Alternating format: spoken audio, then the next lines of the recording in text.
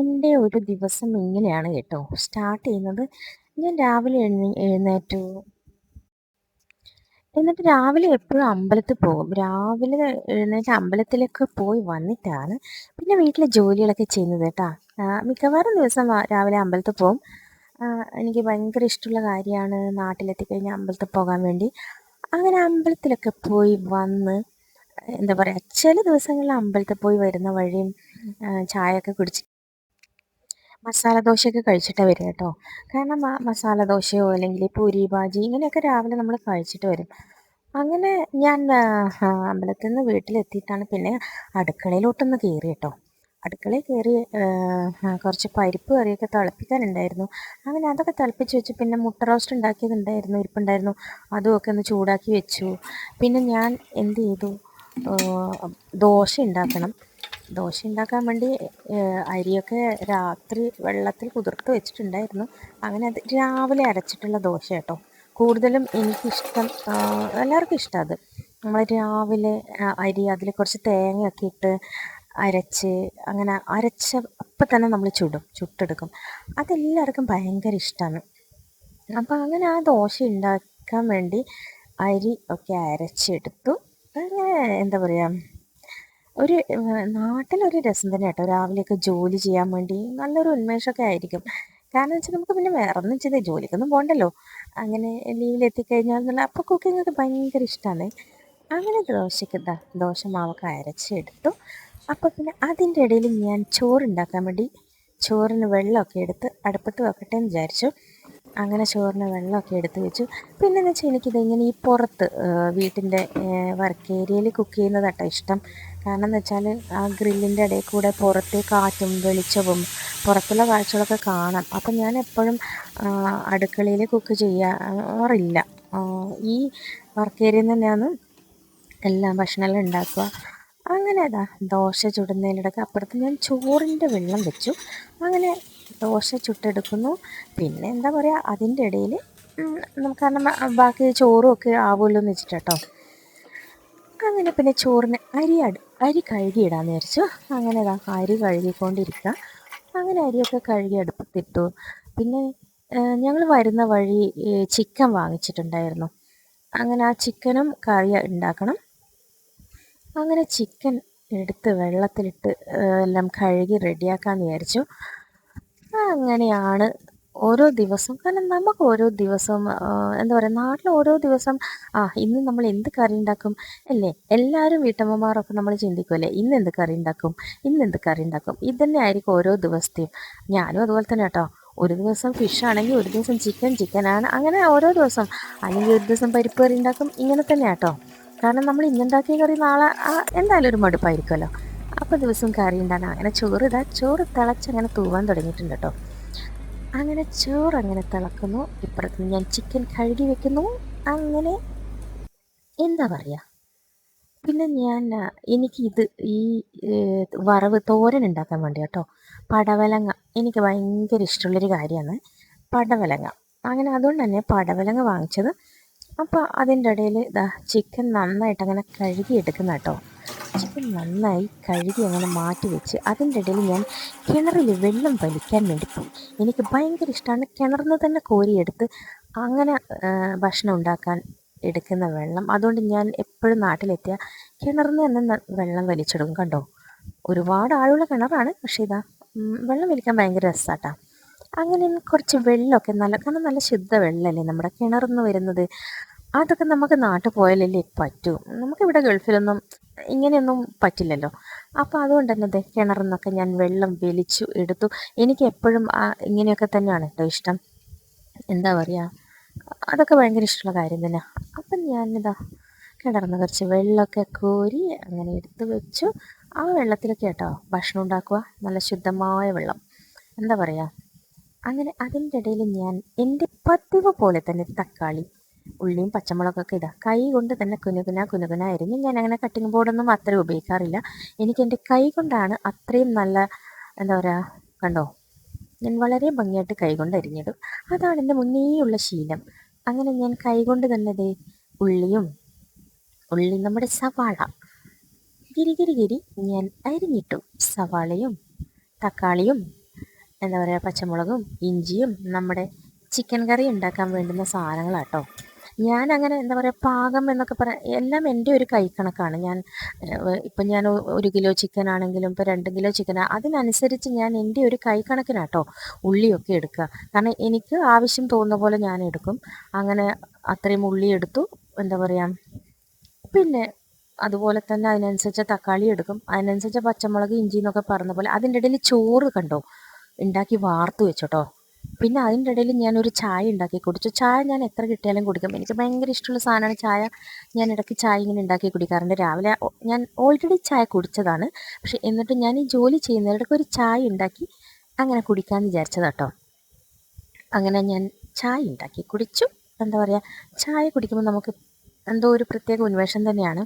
പക്ഷെ ചായ അധികം കുടിക്കരുതെന്നും പറയും, പക്ഷെ ഞാൻ പണ്ടേ കുടിക്കാറുണ്ട് ചായ. ചായ ഇല്ലാത്ത ഒരു പണിയുമില്ല മക്കളേ എന്ന് പറയാം. അങ്ങനെ ഞാൻ ഉള്ളി അങ്ങനെ വഴറ്റാൻ വെച്ചു. ഉള്ളി ഞാൻ കുറച്ച് എന്താ പറയുക, വെളിച്ചെണ്ണ ഒഴിച്ച് വഴറ്റി. ഞാൻ അധികം എണ്ണയൊന്നും ചേർക്കാറില്ല എൻ്റെ എന്ത് ഫുഡ് ഉണ്ടാക്കുമ്പോഴും. അങ്ങനെ ഞാൻ കുറച്ച് ഉപ്പിട്ട് കൊടുത്തു. കാരണം ഉള്ളി പെട്ടെന്ന് തന്നെ ഒന്ന് റെഡിയായി കിട്ടുമല്ലോ, ഒന്ന് വഴണ്ട് വരും നമ്മൾ ഉപ്പിട്ട് കൊടുത്താൽ. അങ്ങനെ ഉള്ളി വഴണ്ട് ഏകദേശം റെഡി ആയപ്പോൾ ഞാൻ ആ തക്കാളിയും പച്ചമുളകും ഇഞ്ചിയും എല്ലാം കൂടി ഞാൻ ഈ കറി ഉണ്ടാക്കാൻ വേണ്ടി ഞാൻ അങ്ങനെ ഇഞ്ചിയും പച്ചമുളകൊന്നും പേസ്റ്റാക്കി എടുക്കുകയൊന്നുമില്ല കേട്ടോ. എല്ലാം കട്ട് ചെയ്ത് തന്നെ ഇടുക ചെയ്യുക. നമ്മൾ ബിരിയാണിയൊക്കെ ഉണ്ടാക്കുമ്പോഴാണെങ്കിലാണ് പേസ്റ്റാക്കി ഞാൻ ഇടുള്ളൂ. ഒന്ന് മിക്സിയിലൊക്കെ ഒന്ന് ചതച്ചെടുത്തിട്ട് ഇതിപ്പോൾ അങ്ങനെ തന്നെ ഇട്ട് കൊടുത്തു. അങ്ങനെ തന്നെ ഇട്ട് അതും കൂടി കുറച്ചൊന്ന് വഴണ്ടി വരുമ്പം ഞാൻ എന്ത് ചെയ്യുമെന്ന് വെച്ചാൽ അതിൻ്റെ അകത്തോട്ട് തന്നെ എല്ലാ മസാലയും അങ്ങ് ഇട്ട് കൊടുക്കും. എന്താ കുരുമുളക് പൊടി, പിന്നെ മഞ്ഞൾപ്പൊടി, മുളക് പൊടി, കുറച്ച് ഗരം മസാല, കുറച്ച് ചിക്കൻ മസാലയും കൂടി ഇട്ട് എല്ലാം കൂടി വഴണ്ടി കഴിഞ്ഞതിന് ശേഷം ഞാൻ ആ ചിക്കൻ്റെ പീസ് എടുത്ത് അതിൻ്റെ അകത്തോട്ട് ഇട്ടു കേട്ടോ.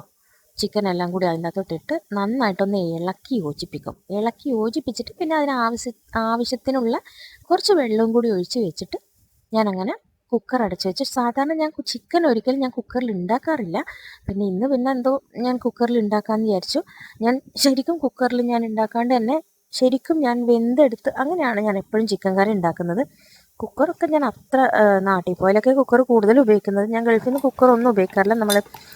ഞാനെല്ലാം കുക്കറില്ലാണ്ട് തന്നെ ഉണ്ടാക്കും കേട്ടോ. അങ്ങനെയാണ് എനിക്കിഷ്ടം. അങ്ങനെ പിന്നെ കുറച്ച് ചിക്കൻ ഞാൻ മാറ്റി വെച്ചിട്ടുണ്ടായിരുന്നു, ഫ്രൈ ആക്കാമെന്ന് വിചാരിച്ചിട്ട്. അങ്ങനെ അതിന് വേണ്ടുന്ന മസാലകളൊക്കെ അതിൽ ഞാൻ പുരട്ടി വെച്ചു. വെറും മഞ്ഞൾപ്പൊടിയും മുളക് പൊടിയും ഉപ്പും അത്രയും ഞാൻ ചിക്കൻ പൊരിക്കാൻ ചെയ്യാറുള്ളൂ കേട്ടോ. പിന്നെ അതൊന്ന് കുറച്ച് വെളിച്ചെണ്ണയൊക്കെ ഒഴിച്ച് അതിൽ ഒന്ന് പൊരിച്ചെടുക്കുക. അതിൻ്റെ ഇടയിൽ ഞാൻ കറിവേപ്പില പറിക്കാൻ വേണ്ടി പുറത്തിറങ്ങിയത് കേട്ടോ. കറിവേപ്പില പറിക്കാൻ വേണ്ടി പുറത്തിറങ്ങി. കാരണം എൻ്റെ വീട്ടിൻ്റെ മുറ്റത്ത് തന്നെ ഉണ്ട് ഒരുപാട് കറിവേപ്പിലുണ്ട്. കാരണം ഞാൻ നട്ടുപിടിപ്പിച്ചതാണ്. അങ്ങനെ ആ കറിവേപ്പില പറിക്കാൻ വേണ്ടിയായിരുന്നു. നല്ല കറിവേപ്പില കേട്ടോ. കാരണം നമ്മളെ വീടിൻ്റെ മുറ്റത്ത് തന്നെ നമ്മൾ നട്ടുണ്ടാക്കിയ കറിവേപ്പിലയൊക്കെ നമ്മൾ ഇടുമ്പം അതൊരു രസം വേറെ തന്നെയല്ലേ. കറിവേപ്പില ഞാൻ വാങ്ങാറൊന്നുമില്ല. കാരണം എനിക്കിതാ ഈ ഒരു മരം മാത്രമല്ല, വേറെ ഒരു മരം കൂടിയുണ്ട് കറിവേപ്പിലേൻ്റെ. 2 മരമുണ്ട്. ഞാനത് കുഞ്ഞിതിലേ നട്ടുപിടിപ്പിച്ചതാണ്. പക്ഷെ ഞങ്ങൾ വീട്ടിലില്ലെങ്കിലും അത് അങ്ങനെ വളർന്നോളും. എന്താ പറയുക, മഴയൊക്കെ കിട്ടുന്നുണ്ടായിരിക്കാം, പക്ഷെ വെള്ളമൊന്നും ഒഴിച്ചു കൊടുക്കാൻ ആരുമില്ലല്ലോ. ഞങ്ങൾ ഗൾഫിലോട്ട് വരുമ്പം എല്ലാം അടച്ചിട്ട് വരുമ്പം എന്നാലും എൻ്റെ കറിവേപ്പില അങ്ങനെ തന്നെ ഉണ്ടാകാറുണ്ട്. ചെടികളൊക്കെ ഒരുവിധം എല്ലാം ഉണങ്ങിപ്പോയാലും കറിവേപ്പില അവിടെ തന്നെ ഉണ്ടാവാറുണ്ട് കേട്ടോ. അപ്പം അങ്ങനെ ഞാൻ കറിവേപ്പിലയൊക്കെ പറിച്ചെടുത്തു. നല്ല ഫ്രഷ് കറിവേപ്പില ഞാൻ ചിക്കൻ ഫ്രൈ ചെയ്യുന്നതിലും കുറച്ച് എണ്ണ ഒഴിച്ച് ഞാൻ കറിവേപ്പില ഇട്ട് കൊടുത്തു കേട്ടോ. നമ്മൾ ചിക്കനായാലും മീനായാലും ഫ്രൈ ചെയ്യുമ്പം നമ്മൾ ആ എണ്ണയിൽ കുറച്ച് കറിവേപ്പില ഇട്ട് കൊടുത്താൽ അതിൻ്റെ ഒരു ബാഡ് സ്മെല്ല് പോയി കിട്ടുമെന്ന് പറയാം. കാരണം വെച്ചാൽ ഈ മീനൊക്കെ ഫ്രൈ ചെയ്യുമ്പോഴും ഒന്ന് ട്രൈ ചെയ്ത് നോക്കൂ കേട്ടോ. ഞാനങ്ങനെ ചെയ്യാറുണ്ട്. പിന്നെ ഞാൻ ഈ ചിക്കൻ ഫ്രൈ ചെയ്യുമ്പോൾ കുറച്ച് ഇഞ്ചി ചതച്ച് അതും കൂടി ഒന്ന് ഇട്ട് കൊടുക്കും കേട്ടോ. അങ്ങനെ അത് കഴിഞ്ഞ് അതിൻ്റെ ഇടയിൽ ഞാൻ ഈ പടവലങ്ങേനെ ഒന്ന് കട്ട് ചെയ്തെടുക്കാമെന്ന് വെച്ചു. അങ്ങനെ പടവലങ്ങയൊക്കെ ഒന്ന് അതിൻ്റെ ഈ പുറന്തൊലിയൊക്കെ നന്നായിട്ട് എന്താ പറയുക, എടുത്ത് കളയണം ആ ഒരു വെള്ള. അപ്പം അങ്ങനെ അതൊക്കെ ഒന്ന് കളഞ്ഞെടുത്തു കണ്ടോ. ഇതും ഞാൻ കൈകൊണ്ട് തന്നെയാണ് കുനുകുന അരിഞ്ഞിരുന്നത് കേട്ടോ. ഇതിനും ഞാൻ കട്ടിങ് ബോർഡൊന്നും ഉപയോഗിക്കാറില്ല. കാരണം എനിക്ക് നല്ല എക്സ്പീരിയൻസ് ആണ് കൈ കൊണ്ട് ഇങ്ങനെ കട്ട് ചെയ്തിട്ട്. അപ്പം എന്നോട് എല്ലാവരും ചോദിക്കാറുണ്ട് ഇങ്ങനെ കൈ കൊണ്ട് കട്ട് ചെയ്യുന്നതെന്നൊക്കെ. പക്ഷേ അതെനിക്ക് ആദ്യമേ ഉള്ളൊരു എക്സ്പീരിയൻസ് ആണ്. ഞാൻ കൈ കൊണ്ട് കുനുകുന ഞാൻ അങ്ങനെ അരിഞ്ഞിട്ടു. അങ്ങനെ അതിൻ്റെ ഇടയിൽ ആ വറവ് ഉണ്ടാക്കാമെന്ന് വിചാരിച്ചു. ഞങ്ങൾ കണ്ണൂർക്കാർ വറവ് എന്നാട്ടോ പറയാം. എല്ലാവരും തോരൻ, അങ്ങനെ ഞാൻ പിന്നെയും കുറേ ഭാഷകളൊക്കെ ഞാൻ ഇവിടെ ഗൾഫിൽ വന്നപ്പോഴാട്ടോ പഠിച്ചത്. കാരണം മറ്റുള്ള രാജ്യക്കാരൊക്കെ ആയിരുന്നല്ലോ കൂട്ടൊക്കെ. അപ്പം അങ്ങനെ അവരുടെ നിന്നൊക്കെ കുറേ ഭാഷകൾ പഠിച്ചെടുത്താ കേട്ടോ. എൻ്റെ കണ്ണൂർ ഭാഷ എന്ന് വെച്ചാൽ നമുക്ക് എന്തോ കണ്ണൂർ ഭാഷ കേൾക്കുമ്പോൾ ഒരു രസം തന്നെയല്ലേ. അപ്പം അങ്ങനെ ഞാൻ അതിൻ്റെ ഇടയിൽ കുറച്ച് വെളിച്ചെണ്ണ ഒഴിച്ച് കടുക് പൊട്ടിച്ചു. ഞാനിതാ ഈ തോരൻ ഉണ്ടാക്കാൻ വെച്ച പടവലങ്ങ കട്ട് ചെയ്തത് ഞാൻ അതിൻ്റെ അകത്തോട്ട് വാരിയിട്ടു. അതിൽ കുറച്ച് പച്ചമുളക് ചീന്തിയിട്ടു, പിന്നെ കുറച്ച് ഉള്ളി മുറിച്ചിട്ട് കൊടുത്തു, പിന്നെ കുറച്ച് മഞ്ഞൾപ്പൊടി, മുളക് പൊടി, ഉപ്പ്, ഇത്രയേ ഉള്ളൂ കേട്ടോ. അത് വെന്ത് കഴിയുമ്പോൾ കുറച്ച് തേങ്ങ ഇട്ട് ഇളക്കി അങ്ങനെ വറവായി. അതിൻ്റെ ഇടയിൽ ചിക്കൻ വെന്തു. അങ്ങനെ ചിക്കൻ വെന്തു. അതിൽ ഞാൻ കുറച്ച് ഇപ്പം ഞാൻ ചിക്കൻ എന്ന് വെച്ചാൽ 2 ടൈപ്പിലുണ്ടാക്കും. ഒന്ന് വെറും മസാല ഇട്ടിട്ടുണ്ടാക്കും, പിന്നെ കുറച്ച് ഞാൻ തേങ്ങ വറുത്തരച്ചിട്ട് ഉണ്ടാക്കും കേട്ടോ. കാരണം 2 ടൈപ്പിൽ ഞാൻ ഉണ്ടാക്കാറുണ്ട്. അപ്പം ഞാൻ കുറച്ച് തേങ്ങ വറുത്തരക്കാമെന്ന് വിചാരിച്ചു. കാരണം തേങ്ങ വറുത്തരച്ച ചിക്കൻ കറി എന്ന് വെച്ചാൽ ഭയങ്കര ഒരു ടേസ്റ്റ് വേറെ തന്നെ കേട്ടോ. നമുക്ക് നെയ്ച്ചോറിൻ്റെ കൂടെയൊക്കെ കഴിക്കാൻ ഭയങ്കര ടേസ്റ്റാണ്. ഈ മസാലകൾ ഇപ്പം ഞാൻ പറഞ്ഞല്ലോ, ആ മസാലകളൊക്കെ ഇട്ട് വേവിച്ച് വെന്ത് കഴിയുമ്പോൾ ഇതുപോലെ കുറച്ച് തേങ്ങ ചിരവിയിട്ട്, നാട്ടിൽ പോയാൽ ഇങ്ങനെ തേങ്ങയൊക്കെ ചിരവ് കേട്ടോ. നമുക്കിവിടെ ഗൾഫിൽ നിന്ന് തേങ്ങയൊന്നും ചിരവാറൊന്നുമില്ല. ചിരവിയ തേങ്ങ വാങ്ങിയിട്ട് ഫ്രിഡ്ജിൽ വെച്ച് അങ്ങനെയാണ് ഉപയോഗിക്കാറ്. അപ്പോൾ തേങ്ങ ചിരവാനൊക്കെ എനിക്ക് ഭയങ്കര ഇഷ്ടമാണ് കേട്ടോ. അങ്ങനെ ഞാൻ തേങ്ങ ചിരവി.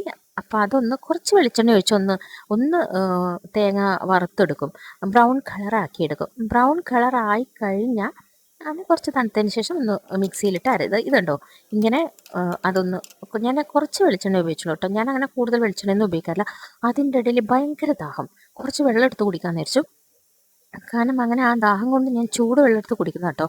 ഞാൻ എപ്പോഴും ഇടയ്ക്കിടെ ചൂടുവെള്ളം തന്നെ കുടിക്കാറ്, തണുത്ത വെള്ളം കുടിക്കാറേ ഇല്ല. അങ്ങനെ ചൂട് വെള്ളം, തണുത്ത വെള്ളം വല്ലപ്പോഴൊക്കെ കുടിക്കും കേട്ടോ, അത്ര ഇഷ്ടമൊന്നുമല്ല. പക്ഷേ ചൂടുവെള്ളം, നല്ല ചൂടുവെള്ളം ഞാൻ കുടിക്കുന്നത്. ശരിക്കും പറഞ്ഞാൽ ആവി പറക്കും, അത്രയും ചൂടുള്ള വെള്ളം ഞാൻ എപ്പോഴും കുടിക്കുക.